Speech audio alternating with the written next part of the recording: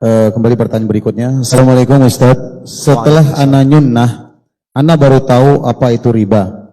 Masalahnya ana udah terlanjur melakukan riba. Rumah ana masih kredit riba, mobil pun kredit riba. Bagaimana ya Ustaz solusi terbaik buat ana? Kalau mobil mungkin bisa ana jual, tapi kalau rumah ana belum mampu Ustaz. Syukran jazakallahu khair.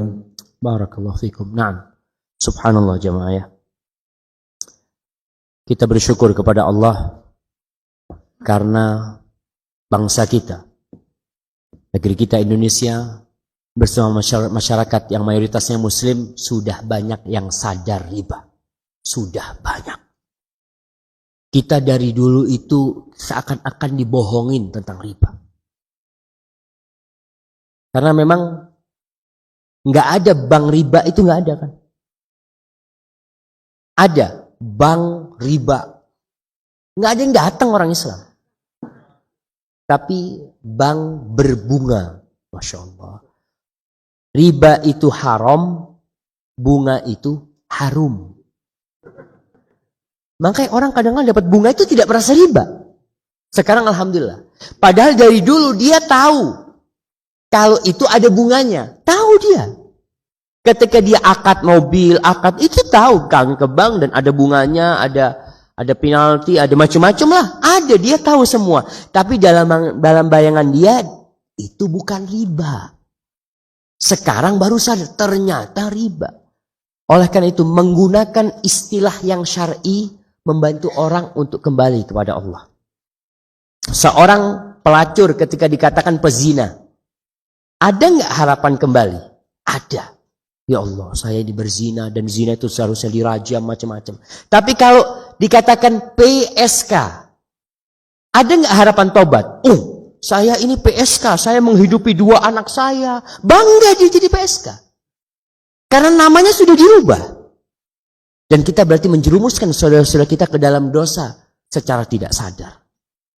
Bagaimana orang yang sudah terjebak dalam riba? Yang pertama bertobat kepada Allah Subhanahu wa taala. Dia menyesali meninggalkannya dan bertekad untuk tidak kembali. Gimana yang belum bisa ditinggalkan umpamanya?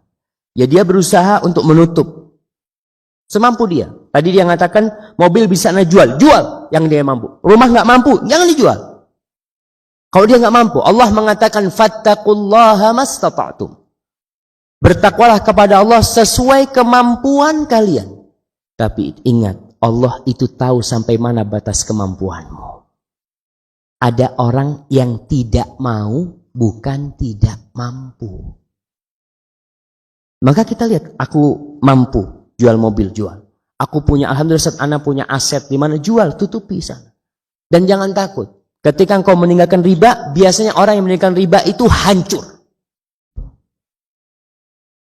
Artinya Allah uji dia tentang kebenaran kembali dia kepada Allah SWT. Ini yang ana lihat, sebagian enggak. Tapi banyak yang setelah meninggalkan riba, usaha dia itu habis. Karena janji Allah, yamhaqullahu riba. Allah itu menghancurkan riba. Jadi engkau hendak dibersihkan. Kalau istilah orang yang memelihara sapi. Anda baru dapat ilmu dari pemelihara sapi, kata dia, anak sapi itu Ustaz, kalau dipisah dari ibuknya, badannya rusak. Kotorannya nggak benar. Kenapa? Karena dia dibersihkan untuk dipersiapkan makan rumput. Dia berpindah dari yang itu, berpindah ke yang lainnya. Begitu pula orang yang mungkin riba, dibersihkan dia dari hartanya, mungkin dari tubuhnya pula. Diperes sampai habis, Allah kasih rezeki yang halal. InsyaAllah. Dan antum harus siap. Kalau antum mati belum menikmati nggak masalah.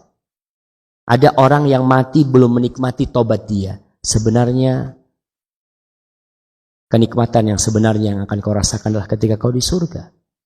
Walaupun ada orang meninggalkan riba kemudian hidupnya susah sampai mati dia susah, nggak masalah. Tapi Allah ampuni dosa-dosamu insyaallah. Hadza wallahu a'lam bissawab. Nah.